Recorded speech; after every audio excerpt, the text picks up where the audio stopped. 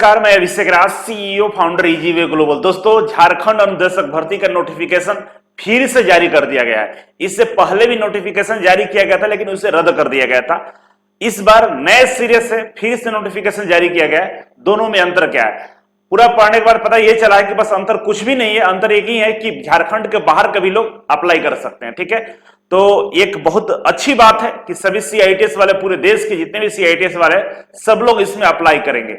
अब इसका तैयारी कैसे करना है, कोर्स कहां मिलेगा, कैसे अप्लाई करना है, तमाम जानकारी आपको हमारे माध्यम से पता चलने वाला है। आईटीआई इंस्टीट्यूट जो यूट्यूब चैनल है, उस पे फॉर्म भरने का वीडियो अपलोड किया जाएगा, तो उसको भी आप सब्सक्राइब कर लीजिएगा। ठीक है, तो चलिए शुरू करते हैं। सबसे पहले आईटीआई छात्रों के लिए मैंने easywayglobal.in वेबसाइट पे आईटीआई जॉब करके एक ऑप्शन दिया है, और इस आईटीआई जॉब में गवर्नमेंट जॉब अप्रेंटिसशिप का यहां पे डिटेल्स नोटिफिकेशन आपको मिल जाएगा। जो भी आईटीआई के रिलेटेड जॉब आता है, अप्रेंटिसशिप आता है, आपका सारा जानकारी आईटीआई जॉब से मिल जाएगा। यहाँ आईटीआई न्यूज पे एनसीवीटी, डीजीटी, तमाम भी आईटीआई के रिलेटेड जो भी न्यूज होते हैं वो यहां से मिल जाएगा। तो यहां से आप गवर्नमेंट जॉब जितना भी आता है आईटीआई का देख सकते हैं। दूसरा, अगर डायरेक्ट देखना चाहते हैं कि अभी लेटेस्ट भर्ती कौन चल रहा है, तो आप यहाँ पे गवर्नमेंट जॉब सेक्शन में जाकर यहाँ पर Jharkhand instructor, Indian post circle, CSIR, DFCCL, तमाम जानकारी यहाँ पे आपको दिखेगा। ठीक है, लेटेस्ट अपडेट यहाँ पे दिखेगा। तो सबसे पहला अपडेट अभी का है झारखंड इंस्ट्रक्टर जॉब, इस पर क्लिक कर लीजिएगा। जैसे क्लिक करेंगे तो डायरेक्ट आपके सामने झारखंड इंस्ट्रक्टर का ये पेज खुल जाएगा, और यहाँ पे इसके ऑफिशियल वेबसाइट पर जाने के लिए इस पर क्लिक कर लीजिएगा। दूसरे नंबर पर नोटिफिकेशन डाउनलोड करने के लिए क्लिक कीजिएगा, और तीसरे पर अप्लाई करने के लिए क्लिक कर लीजिएगा। ठीक है, इसके नीचे वीडियो अप्लाई कैसे करना उसका वीडियो,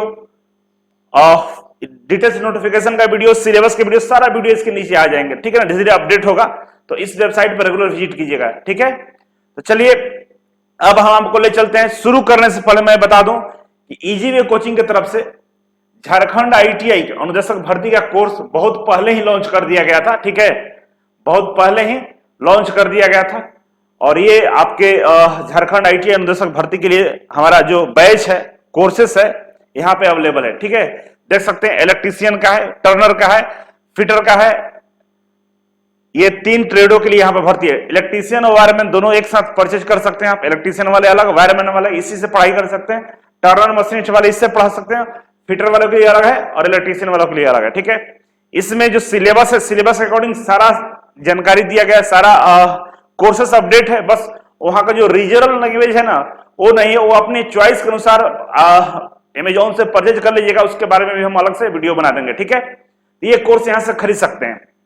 अब चलते हैं कि जो भर्ती निकाली गई है उस पे। ठीक है, चलिए आपके सामने नोटिफिकेशन मैंने ओपन कर दिया। यहाँ पे विज्ञापन संख्या 8/2023 है, और विज्ञापन का जो नाम है JITOCE 2023 रेगुलर। ठीक है, इसको देख लीजिएगा। और इसमें झारखंड औद्योगिक प्रशिक्षण अधिकारी, ट्रेनिंग ऑफिसर का नाम दिया जाएगा। ठीक है ना, बहुत बड़ी बात है।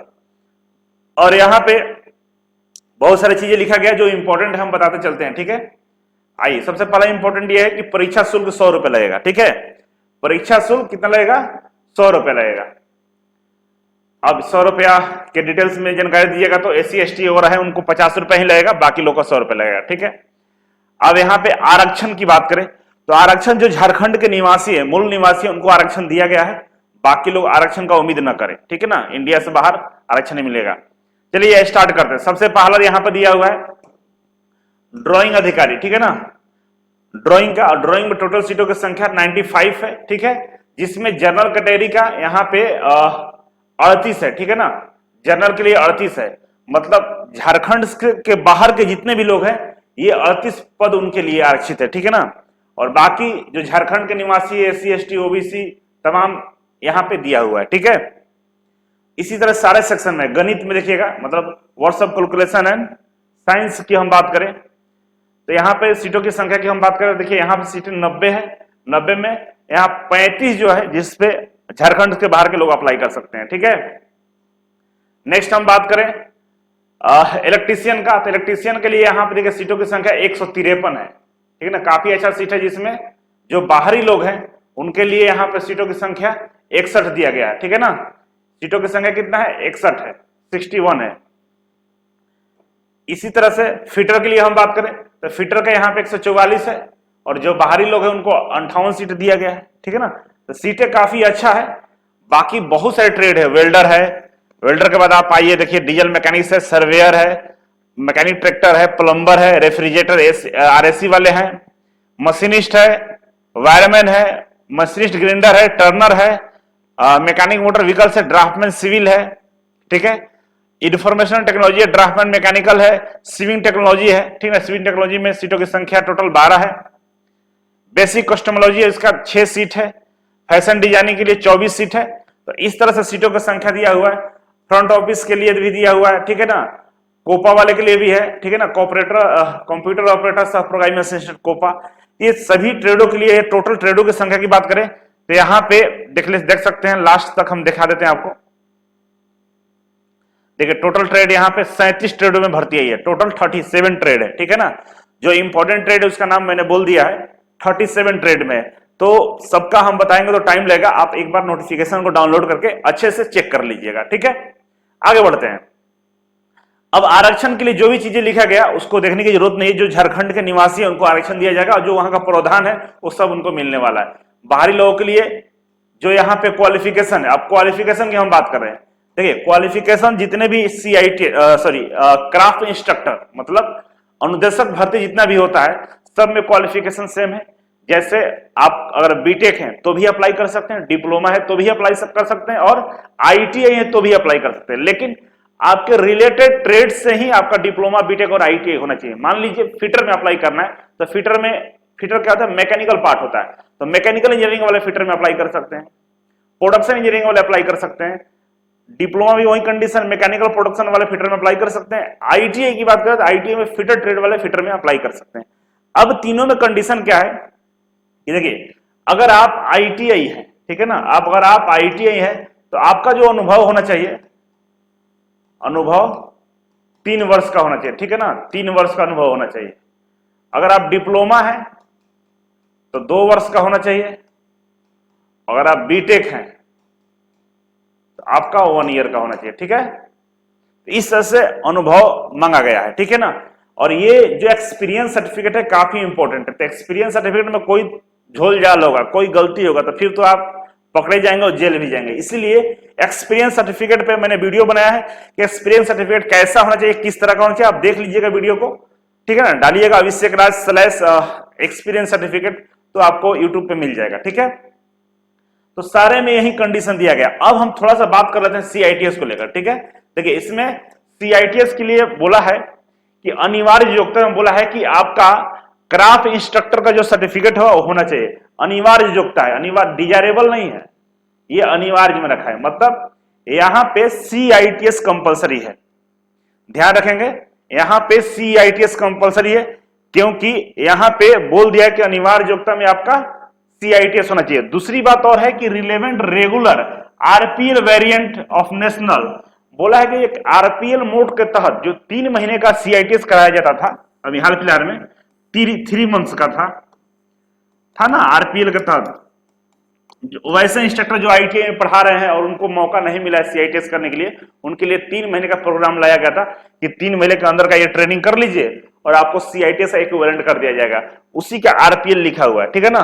वो लोग भी इसमें अप्लाई कर सकते हैं, मतलब 1 साल आप मेहनत किए हैं, 1 साल रह के वहां पर तैयारी करके एग्जाम देकर पास होकर तब जाकर आपको सीआईटीएस का डिग्री मिला है, और आईपीएल वाले घर बैठे 3 महीने का ऑनलाइन कोर्स करके सर्टिफिकेट ले लिए हैं। तो कहीं ना कहीं सरकार मिस्टेक करती है, जो नहीं होना चाहिए।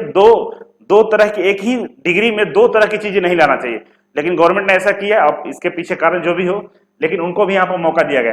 और दूसरी बात इंपॉर्टेंट है कि यहाँ पे आपका सीआईटीएस अनिवार्य है, ठीक है ना। जैसे ड्राइंग के लिए आपका ड्राफ्टमैन मैकेनिकल सिविल से रोडा एक ट्रेड होता है सीआईटीएस में, रोडा से आपका मैकेनिकल इंजीनियरिंग में या सिविल इंजीनियरिंग से अगर आपने बीटेक डिप्लोमा है और रोडा से आपने सीआईटीएस किया तो यहां पे आपको प्रेफरेंस मिल जाएगा, ठीक है। उसी तरह से आगे बढ़ेंगे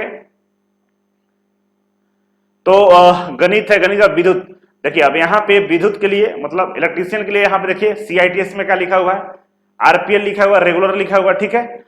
और बोला है कि आपका सर्टिफिकेट होना चाहिए, ठीक है ना। यहाँ पे कोई डिसाइड नहीं किया कि कौन सा ट्रेड है, लेकिन इलेक्ट्रीशियन तो इलेक्ट्रीशियन से होना चाहिए, ठीक है। सेम कंडीशन वही है कि बीटेक डिप्लोमा और आईटीआई, ठीक है, और 3 साल का अनुभव, आईटीआई के लिए 2 साल का, डिप्लोमा के लिए और 1 साल का बीटेक के लिए, ठीक है। तो इस तरह से क्वालिफिकेशन दिया हुआ है, आप सारे ट्रेडों का यहाँ पर क्वालिफिकेशन चेक कर सकते हैं, ठीक है ना। अब आगे हम बढ़ेंगे, अगर बताएंगे डिटेल्स में तो ज्यादा समय लगेगा, सब में वही है, सब में वही कॉमन दिया हुआ, ठीक है ना। तो आप अपने क्वालिफिकेशन के अकॉर्डिंग इसे आप चेक कर लेंगे, ठीक है। और जो इंपॉर्टेंट चीज है उसको हम दिखाते हैं आपको, ठीक है। देखिए अब इंपॉर्टेंट क्या है यहाँ पे, तो न्यूनतम शैक्षणिक योग्यता के बारे में लिखा हुआ है, ठीक है ना। बोला है कि अभ्यर्थियों का आयोग में आवेदन प्राप्त होने की अंतिम तिथि तक वांछित न्यूनतम शैक्षणिक योग्यता उत्तीर्ण होना अनिवार्य है। बहुत सारे बच्चों का डाउट ये होता है कि सर मेरा एक्सपीरियंस सर्टिफिकेट है, 4 दिन कम है, 5 दिन कम है, मैंने ये किया वो किया। देखिए उसमें करना है कि जो फॉर्म भरने का अंतिम डेट है ना 22/7 है, ठीक है ना, 22/7/2023 है, मतलब 22 जुलाई तक फॉर्म भरना है, अंतिम तिथि है। अंतिम तिथि तक आपका एक्सपीरियंस, आपका क्वालिफिकेशन, ये सब पूरा होना चाहिए। मतलब 22 तारीख तक आपका एक्सपीरियंस का क्वालिफिकेशन सब अगर पूरा हो गया है 100%, तो आप इसके लिए योग्य है, वरना आपको यहां से डिस्क्वालीफाई कर दिया जाएगा, ठीक है। अब यहां पे दिया हुआ है कि जो एज है, एज का जो गणना करेगा वो न्यूनतम उम्र की सीमा गणना हेतु दिया हुआ है कि 1/8/2023 तक वो न्यूनतम एज का गणना करेगा, ठीक है ना। अधिकतम एज का गणना करेगा 1/8/2019 तक, ठीक है। न्यूनतम एज आपका 21 साल होना चाहिए और अधिकतम आपका, अधिकतम कितना होना चाहिए, अधिकतम के लिए यहां पे देखिए दिया हुआ है। ऐसे जनरल के लिए हम बात करें तो 40 साल तक शायद एज है, ठीक है ना। अनारक्षण 35 वर्ष तक का एज है जो जनरल कैटेगरी में आते हैं, और बाकी जो आरक्षण वाले हैं उनका देखिए यहाँ पर 50 वर्ष तक का भी दिया हुआ है, ठीक है। अब आगे हम बढ़ेंगे तो सिलेबस थोड़ा सा देख लेते हैं, ठीक है।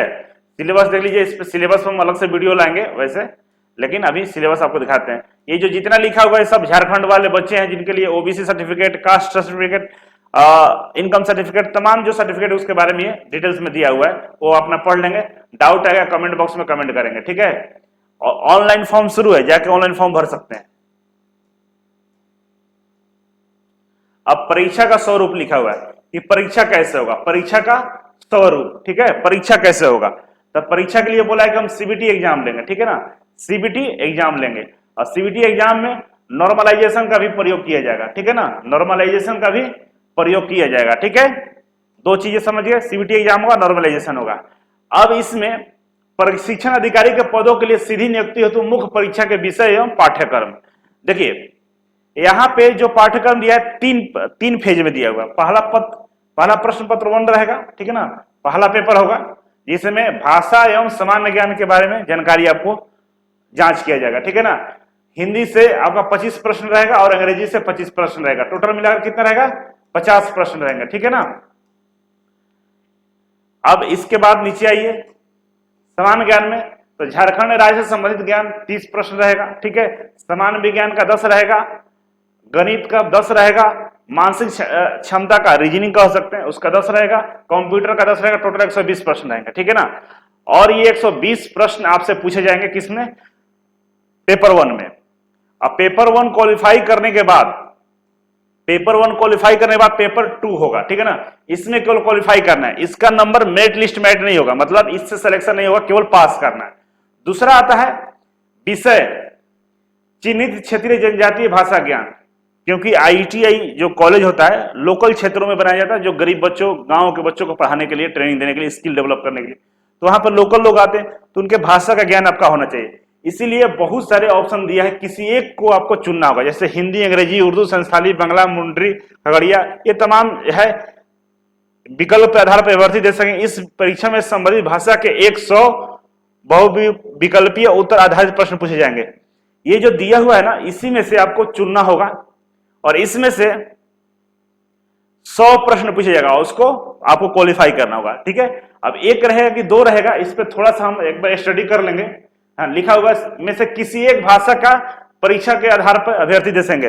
अब हिंदी, अंग्रेजी, उर्दू, संस्थाली में से आप हिंदी या अंग्रेजी चूज कर लेंगे, ठीक है ना। किसी एक को ही चुनना है, तो किसी एक को चुनना है तो हिंदी सबसे आसान पड़ेगा, चुनकर आप इसका एग्जाम दे सकते हैं। पहले हिंदी अंग्रेजी नहीं था, यहां से शुरू था, ठीक है ना, लेकिन हिंदी अंग्रेजी को भी ऐड कर दिया गया, तो कोई एक भाषा आपका चॉइस कर लेना है और इसके आधार पर इसको क्वालिफाई करना है। इसको भी केवल क्वालिफाई करना है, इस पर भी आपका मेरिट लिस्ट नहीं बनने वाला है।